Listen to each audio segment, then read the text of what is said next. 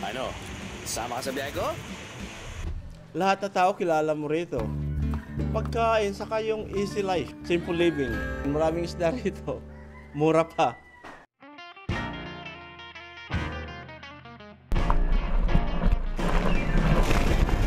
Welcome to the pride of Catanduanes, Puraran Beach. Dinarayo ito dahil sa surfing. Dahil nakaharap ang baybayin ng Puraran sa Pacific Ocean, ang ganda ng mga alon dito.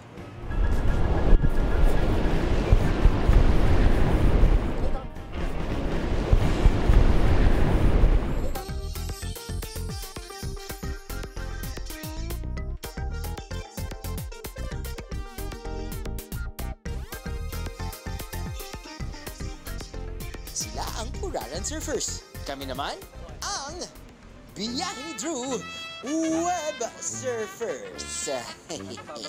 Bro! Walang signal dito eh! Paano ko malalike yung picture sa Facebook? Ako, wala nga. Yan! Sakaya ako dyan! Yung akin itas mo! Like! Like! Yes! Yes! Yes! Yes! So mga bihero, nandito tayo ngayon sa Puraran Beach, dito sa Catanduanes. Tinatawag na surfing mecca dito sa Catanduanes. Problema lang, low tide. Kasi hapon na. Usually, ang perfect time to surf ay umaga. Dahil high tide, it's okay. At least, if you can't surf, we're gonna birth.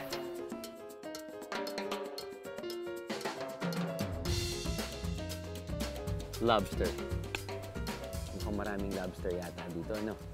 Kahit sari-sari store mag-order ka, Sir, isang soft drinks, pati isang lobster. Feeling ko. Meron kang sapin-sapin? Just kidding! Colorful eh. Ano siya? Pichi-pichi. Iba't ibang kulay. Meron kang kasama cake. Classic. Merienda, dessert, panghimagas. You got it. Ito ay tinatawag nilang binanban. Kala ko, puso. Sabi ko, grabe naman to, pan-diet. Apparently, para siyang tubig. Well, hindi ko pa natitikman, pero sabi nila kasi yung consistency niya or yung nilalaman niya ay niyog, pati diniktik na kanin. Parang ganon. Duh. Wow. What? Hindi, wala pong problema yung flat screen TV nyo. Okay? Green. Green talaga to. Huwag niyo kukunin yung remote. Okay pa ang kulay ng inyong TV screen. Green Pancit Canton. Bakit green? Dahil may halo na siyang malunggay. Kapag ako'y nagbo-buffet, ang inuuna ko parate ay yung pinakamahal. Kasi yung pinakamahal, mabubusog ka doon. Mamaya na yung kanin. Yan. Thanks. Kumi yung juice niya.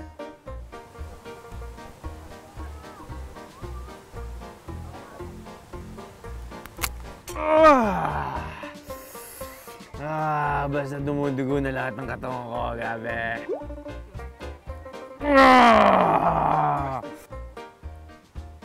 Okay, fine. Fine. Yun, pwede. Pwede to. Pero hindi mo kailangan lagyan ng soy sauce. Kasi matamis siya eh. Hindi mo siya kailangan lagyan ng sauce, actually. Wow.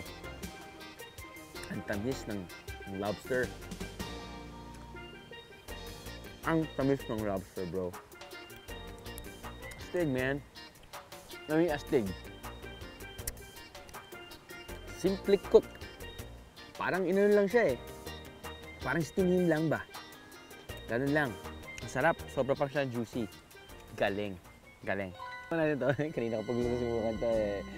Hindi siya ganun ka-enticing. Wala, subukan ko siya.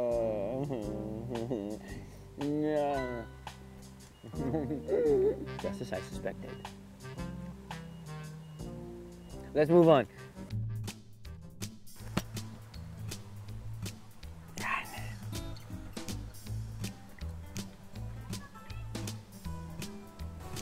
Boys, tama hinalan.